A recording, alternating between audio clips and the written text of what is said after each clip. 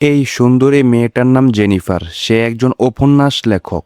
তার নতুন বইয়ের কাহিনী নিয়ে সারাদিন চিন্তাভাবনা করার জন্য একটা নিরিবিলি বাসা দরকার। মালিকের কাছ থেকে বাসার চাবি আর ম্যাপ নিয়ে জেনিফার গাড়ি নিয়ে বের হয়ে যায়। মাঝ রাস্তায় গাড়িতে তেল নেওয়ার জন্য দাঁড়ালে ওখানে কাজ করা কয়েকটা ছেলে জেনিফারের সাথে কথা বলার চেষ্টা করে। জেনিফার ছেলেগুলোকে পাত্তা না দিয়ে সেখান থেকে চলে যায়। কিন্তু এই ছোট্ট ঘটনাটাই সামনে কত বড় বিপদের ইঙ্গিত ছিল সেটা তখন জেনিফার তো দূরের কথা কেউই বুঝতে পারেনি। জেনিফার যে বাসাটা নিয়েছে সেটা শহর থেকে অনেক দূরে, একদম গভীর জঙ্গলের ভিতরে। জেনিফারের সাহস আছে বলতে হবে। সে একা একটা মেয়ে এমন জায়গায় থাকতে এসেছে। আমি ছেলে হয়তো এমন জায়গায় থাকতে দিলে ভয় মুতে দিতাম। বাসায় এসে সব জিনিসপত্র গুছগাছ করে জেনিফার বিকিনি পরে লেগ সাইডে শুয়ে মদ খায়। রাতে জেনিফার বাসা ছোট কাপড় পরে কাজ করছিল। তখন দেখা যায় কেউ জানালা দিয়ে লুকিয়ে একটা ভিডিও করছে। আর এখান থেকেই গল্পটা আস্তে আস্তে ভয়ঙ্কর দিকে মোড় নিতে শুরু করে। সকালে জগিং করতে গেলে জঙ্গলের মাঝে একটা ভাঙা বাড়ি জেনিফারের চোখে পড়ে। ভিতরে ঢুকে চেক করলে দেখে কিছু পুরনো জিনিসপত্র পড়ে আছে। জগিং শেষে জেনিফার বাসায় এসে গোসল করতে গেলে ট্যাপ দিয়ে ময়লা পানি বের হতে শুরু করে। পানিগুলো একদম ঢাকা শহরের ওয়াসার পানির মতো কালো কালো ময়লা পানি। পানির লাইন ঠিক করার জন্য জেনিফার একটা পাইপ মিস্ত্রিকে কল দিয়ে আসতে বলে। মিস্ত্রির সাথে কথা বলার সময় জেনিফারের মোবাইলটা কমোডের পানিতে পড়ে বন্ধ হয়ে যায়।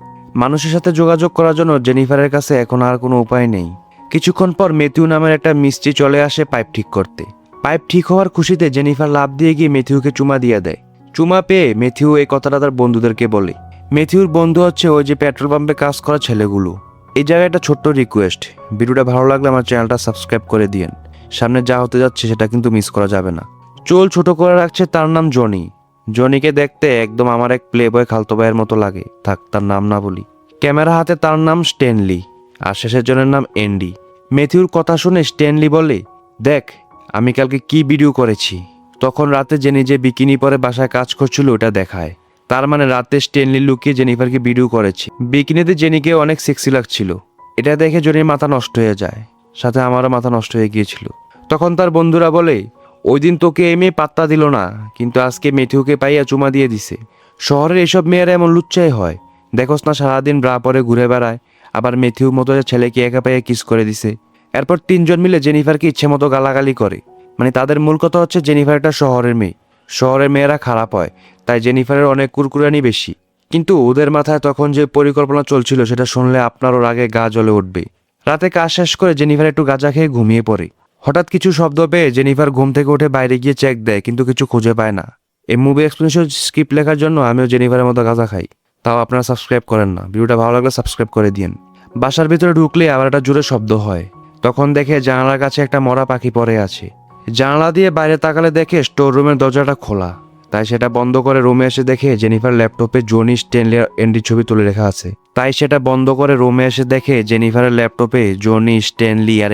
তুলে রেখা আছে। হঠাৎ করে এই তিনজন জেনিফারের রুমের ভিতরে ঢুকে যায়। তাদেরকে দেখে জেনিফার বলে, আমি পুলিশকে কল দিয়েছি, তোমরা ভালো ভালো এখান থেকে চলে যাও। জনি বলে, তোমার মোবাইল তো নষ্ট, তাহলে তুমি কলও দাও নাই। এরপর তারা ম্যাথিউকে বাসার ভিতরে নিয়ে আসে এবং বলে, তুমি কালকে ম্যাথিউকে কাজের টাকা দেও নাই কেন? জেনিফার এখন টাকা দিতে চাইলে জনি বলে, টাকা লাগবে না, তুমি আমাদের সাথে বসে মদ খাইতে হবে। এ কথায় কিন্তু জেনিফার রাজি হয় না। এন্ডি আর জনি মিলে তখন জেনিফারকে একটু ইপটিজিং করতে থাকে। আর স্ট্যানলি এসব তার ক্যামেরা রেকর্ড করছিল। এখন যদি মনে করেন এখানেই সব শেষ, তাহলে ভুল ভাবছেন। আসল দুঃস্বপ্ন তো এখনো শুরুই হয়নি। তিনজনের ইপটিজিং এর কারণে জেনিফার তখন মদ খেতে রাজি হয়, কিন্তু মদ খাওয়ার পরও তাকে ছাড়ে না। তারা জেনিফারের দাঁত দেখতে চায়। জেনিফার এই কথা রাজি হয় না, তাই জেনিফারের মাথায় ব্যাট দিয়ে বাড়ি দিলে জেনিফার ভয়ে পেয়ে দাঁত বের করে। তখন জনি জেনিফারের দাঁত ভাঙার চেষ্টা করে। জনি বলে, তোমার তো বয়ফ্রেন্ড নাই, তাই আজকে রাতে আমার বন্দুকটাই তোমার বয়ফ্রেন্ড হবে। এই কথা বলে জনি তার বন্দুকটা জেনিফারের মুখে ঢুকিয়ে সেটা চুষে পরিষ্কার করায়। এরপর এন্ডিও মদের বোতল জেনিফারের মুখে ঢুকিয়ে টর্চার করার সময় জেনিফার এন্ডির পায়ে বাড়ি দিয়ে সেখান থেকে বের হয়ে যায় আর সোজা জঙ্গলের ভিতর পাগলের মতো দৌড়াতে থাকে। ভাবছেন হয়তো সে বেঁচে গেছে, কিন্তু ভাগ্য তার জন্য আরো ভয়ঙ্কর কিছু লুকিয়ে রেখেছিল। হঠাৎ করে জেনিফারের একটা পুলিশ আর তার বাসার ওই বুড়ো মালিকের সাথে দেখা হয়। তাদের দেখে জেনিফার কান্না করে আর তার সাথে হওয়া ঘটনা সব খুলে বলে। পুলিশ অফিসার জেনিফারকে সাহস দিয়ে বলে, আমরা চলে এসেছি, আপনার ভয় পাওয়া লাগবে না। পুলিশ অফিসার শেরিফ তখন বুড়ো লোকটাকে বলে, তুমি বাসা চলে যাও, আমি আর মিস জেনিফার গিয়ে দেখছি কারা তাকে ডিস্টার্ব করে।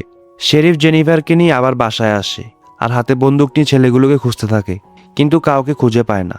তখন শেরিফ জেনিফারের বাসা তল্লাশি করে, চারদিকে মদের বোতল আর রাতে খাওয়া গাঁজা খুঁজে পায়। তখন শেরিফ উল্টো জেনিফারকে দোষ দিতে থাকে। বলে, ম্যাম আপনি শহর থেকে এসে এখানে মদ গাঁজা খাচ্ছেন আর উল্টাপাল্টা কাজ করে বেড়াচ্ছেন, আপনাকে এখনই অ্যারেস্ট করতে হবে। তখন জেনিফার তাকে বোঝানোর চেষ্টা করে তার কোনো দোষ নেই, রাতে ওই ছেলেগুলো তার সাথে খারাপ ব্যবহার করেছে। শেরিফ বলে, আপনাকে চেক করতে হবে। তখন জেনিফারকে সে দেয়ালের দিকে মুখ করে দাঁড় করিয়ে তার শরীরের সেন্সিটিভ জায়গা হাত দিয়ে চেক করতে থাকে। এমনকি জেনিফারের একদম কাছে যেয়ে বলে, রাতে কি হয়েছে তোমার সাথে সব আমাকে একদম ডিটেলসে খুলে বলুন, কিভাবে তারা কি করেছে আপনার সাথে। এই মুহূর্তে আপনি যা ভাবছেন বাস্তবে তার থেকেও ভয়ঙ্কর সত্যিটা সামনে আসতে চলছে। তখনই রাতের ওই তিনজন রুমে চলে আসে। স্ট্যানলি ভিডিও করতে থাকে আর শেরিফ তার বন্দুক দিয়ে জেনিফারের সেন্সিটিভ প্রাইভেট পার্টে টাচ করে। অফিসার শেরিফ এই ছেলেগুলোর সাথে মিলে আসে বুঝতে পেরে জেনিফার তাকে ঘুষি মারে। তখন জনি এসে জেনিফারকে শক্ত করে ধরে। এরপর ম্যাথিউকে ডেকে বলে, আয় ম্যাথিউ, এই মেয়ের ইজ্জত নষ্ট কর, এই মাইয়ার নিচে অনেক কুরকুরানি, আয় ম্যাথিউর কুরকুরানি কমা। ভিডিওটা যদি এখন পর্যন্ত ভালো লেগে থাকে তাহলে চ্যানেলটি সাবস্ক্রাইব করে দিন। ম্যাথিউ সহজ সরল একটা ভালো ছেলে, সে এসব করতে রাজি হয় না। তখন জনি ছুরি বের করে জেনিফারের প্যান্ট ছিঁড়ে ফেলে আর বলে, ম্যাথিউ যদি কিছু না করে তাহলে আমি এই ছুরি দিয়ে জেনিফারের নরম বিড়াল কেটে ফেলবো। বিড়াল বলতে জেনিফারের প্রাইভেট পার্ট বুঝাইছে। জনি কিন্তু আসলেই বলেছে নরম বিড়াল। ম্যাথিউ তখন ভয়ে নিজের প্যান্ট খুলে ফেলে। তারপর কিছু করতে রাজি হয় না দেখে শেরিফ বলে, এই মেয়ে যদি ম্যাথিউকে উত্তেজিত না করে তাহলে তো ম্যাথিউর কলা দাঁড়াবে না। তখন তারা মেরে জেনিফারকে বলে, আমাদের সামনে ল্যাংটা হয়ে নাচো। জেনিফারকে তারা অনেক টর্চার করছিল, এজন্য ম্যাথিউ বলে, আমি রাজি জেনিফারের সাথে করার জন্য। তখন চারজন মিলে জেনিফারকে মাটিতে শুইয়ে ল্যাংটাকে শক্ত করে ধরে রাখে আর ম্যাথিউ জেনিফারের ইজ্জত নষ্ট করে। জেনিফার বাঁচার জন্য অসহায়ের মতো কান্না করছিল, কিন্তু তার কান্না কারো মন নরম করে না। এই সময় শেরিফের মোবাইলে তার মেয়ের কল আসে। শেরিফ তখন সাইডে গিয়ে তার মেয়ের সাথে কি সুন্দর করে কথা বলে। ভাবা যায় শেরিফ লোকটা কতটা খারাপ, সে একটা মেয়ের ইজ্জত নষ্ট করছে, ওইদিকে আবার নিজের মেয়ের সাথে সুন্দর করে কথা বলে। এত টর্চারের পর জেনিফার মাটিতে পড়ে থাকে। এরপর এমনভাবে বাসা থেকে বের হয়ে সোজা হেঁটে জঙ্গলে চলে যায়। ওই চারজনও জেনিফারের পিছে চলে আসে। এই জায়গায় একটা ছোট রিকোয়েস্ট, ভিডিওটা ভালো লাগে চ্যানেল সাবস্ক্রাইব করে দিয়েন, কারণ সামনে যে ঘটনাটা আসছে সেটা পুরো গল্পে উল্টে দিবে। এইবার এন্ডি ধরে জেনিফারকে বারবার ময়লা পানির মধ্যে মাথা ঢুকিয়ে চেপে ধরে টর্চার করে। তখন শেরিফ এসে আবার জেনিফারের ইজ্জত নষ্ট করে আর বলে, আমি তোমার পিছন দিয়ে করতে ভালোবাসি, তোমার পিছনটা অনেক সুন্দর। এরপর সে জেনিফারকে নির্মমভাবে কষ্ট দেয় পিছন দিক দিয়ে। এসব কিছুই তারা ভিডিও করে রাখছিল। চারজন জেনিফারের ইজ্জত নষ্ট করে সামনে দাঁড়িয়ে হাসছিল। জেনিফার আবার উঠে দাঁড়ায় আর এমনভাবে জঙ্গলের দিকে হাঁটতে থাকে, তার জীবনটা চলে যায় এমন একটা অবস্থা। ওই জল্লাদগুলো জেনিফারের পিছনে ছিল। ভাবছেন হয়তো এবার সব শেষ, কিন্তু ভাগ্য এখনো জেনিফারের জন্য শেষ সিদ্ধান্ত নেয়নি। জেনিফার অনেকক্ষণ হেঁটে জঙ্গলের মাঝে একটা নদী দেখে সবার সামনে লাফ দিয়ে নদীতে পড়ে যায়। ছেলেগুলো ব্রিজের ওপর দাঁড়িয়ে থাকে। জেনিফার পায়ের নিচ থেকে ওঠে না, তখন বলে, মনে হয় সে মারা গেছে, আর না হয় কুমির খেয়ে ফেলেছে। তখন শেরিফ বলে, এই নদীটা যে জায়গায় গিয়ে শেষ হয় তোমরা ওখানে গিয়ে খোঁজো লাশ পাওয়া যায় কিনা। তখন তারা ওইদিকে খুঁজে জেনিফার লাশ পায় না। শেরিফ বলে দেয়, ডেলি 2বার করে তোমরা এসে নদীর আশেপাশে সব জায়গায় খুঁজতে থাকো, যতদিন না জেনিফারের লাশ পাওয়া যায়। আর বাসায় গিয়ে জেনিফারের ব্যবহার করা সবকিছু আগুনে পুড়ে তার প্রমাণ নষ্ট করে দাও। জনি, এন্ডি আর স্ট্যানলি মিলে জেনিফারের সবকিছু আগুনে দেয়, পুড়িয়ে দেয়। আর শেরিফ গিয়ে বাসার মালিককে চাবি ফেরত দিয়ে বলে, জেনিফার মহিলাটা বাসা ছেড়ে চলে গেছে, সে অনেক খারাপ মেয়ে, সবসময় গাঁজা মদ খাইতো, নেশা করতো। এরপর এমনভাবে অনেক দিন পার হয়ে যায়। ছেলেগুলো প্রতিদিন নদীর পাড়ে গিয়ে খোঁজ করে, কিন্তু জেনিফারের লাশ পায় না। সবাই ধরে নিয়েছিল গল্পটা এখানেই শেষ, কিন্তু আসল খেলা এখনো বাকি। একদিন শেরিফকে জেনিফারের বাসার মালিক কল দিয়ে বলে, আপনি তো বলেছিলেন মেয়েটা চলে গেছে। আজকে তার মা আমাকে কল দিয়ে বলেছে জেনিফার 1 মাস হচ্ছে বাসা যায় নাই, কিন্তু আপনি তো বলেছিলেন সে চলে গেছে। তখন শেরিফ বলে, তুমি আমার সাথে দেখা করো, কথা আছে তোমার সাথে।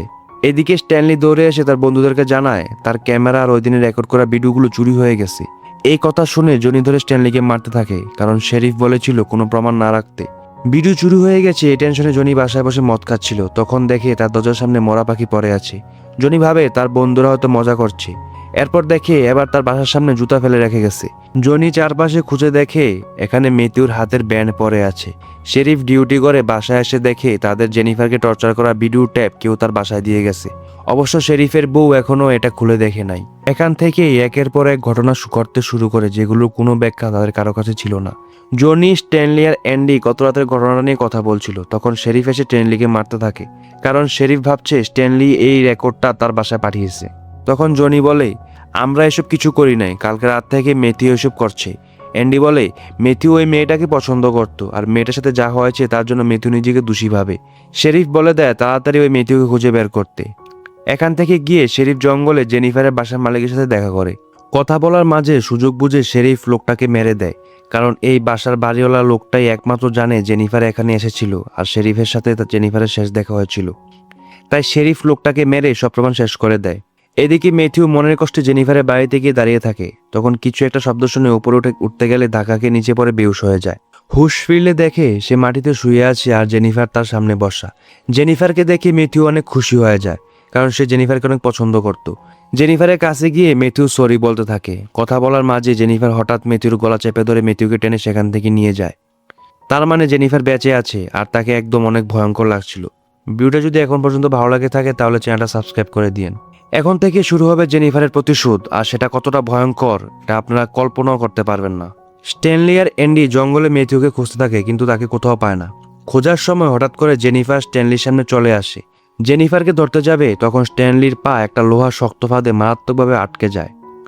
বাঁচানোর জন্য স্ট্যানলি অ্যান্ডিকে ডাকতে থাকে। অ্যান্ডি আসলে জেনিফার একটা ব্যাট দিয়ে অ্যান্ডির মাথায় বাড়ি মেরে তাকে বেহুশ করে ফেলে। এরপর স্ট্যানলিকেও বেহুশ বানায়। এবার শুরু হতে যাচ্ছে সেই প্রতিশোধ যেটার জন্য এতক্ষণ ধরে অপেক্ষা করছি। অ্যান্ডির হুঁশ আসলে দেখে সে একটা বাথটাবের ওপর হাত পা বাঁধা অবস্থা দুটো কাঠের ওপর ঝুলে আছে। বাথটাবটা পানি দিয়ে ভরতে থাকে। আর ওইদিকে জেনিফার স্ট্যানলির মাথা, হাত পা ট্যাপ দিয়ে গাছের সাথে বেঁধে দূরে একটা ক্যামেরা সেট করে দেয়, যেভাবে আগে স্ট্যানলি জেনিফার সাথে করেছিল। জেনিফার একটা মরা পচা ইঁদুর এনে স্ট্যানলির মুখে ঢুকিয়ে দেয়। এরপর মাছ ধরার বড়শি স্ট্যানলির দুই চোখে পর্দার ভিতর ঢুকিয়ে গাছের সাথে বেঁধে দেয়। যেভাবে স্ট্যানলি জেনিফারকে টর্চার করার সময় চোখ টান দিয়ে ধরে রেখেছিল, তেমনভাবে স্ট্যানলিকেও বেঁধে রেখে জেনিফার এবার অ্যান্ডির কাছে আসে। অ্যান্ডির মাথাটা ধরে পানির মধ্যে বারবার চুবাতে থাকে, যেভাবে অ্যান্ডি করেছিল জেনিফারের সাথে। অ্যান্ডিকে একটু শাস্তি দিয়ে জেনিফার আবার স্ট্যানলির কাছে যায়। একটা মরা মাছ কেটে তার নাড়ি বুড়ি বের করে স্ট্যানলি চোখে মুখে লাগিয়ে দেয়। স্ট্যানলি চোখের জ্বালা চিৎকার করতে থাকে।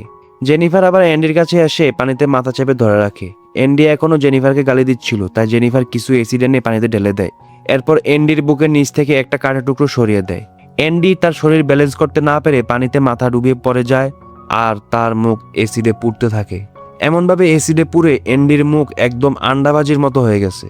আর জেনিফার সেটা দেখে একটু খুশির হাসি দেয়। শুনতে যতটা না ভয়ঙ্কর মনে হচ্ছে, এখানে কিন্তু প্রতিশোধ শেষ নয়, সামনে আরো কিছু বাকি আছে। স্ট্যানলি চোখে মুখে মাছের নাড়িবুড়ি লাগানোর কারণে জঙ্গলের জঙ্গলি কাকগুলো গন্ধ পেয়ে স্ট্যানলি চোখে মুখে কামড়াতে থাকে। হাত পা বাঁধা থাকা স্ট্যানলি নড়াচড়াও করতে পারে না, তাই খাবার ভেবে ওই কাকগুলো জীবিত অবস্থায় স্ট্যানলি চোখ বের করে খেয়ে ফেলে। কি মর্মান্তিক দৃশ্য এটা! আমি নিজে এই দৃশ্যগুলো দেখে একদম সহ্য করতে পারছিলাম না, কিন্তু তারা জেনিফার সাথে যা করেছিল এর শাস্তি তাদের জন্য কমই হয়েছে।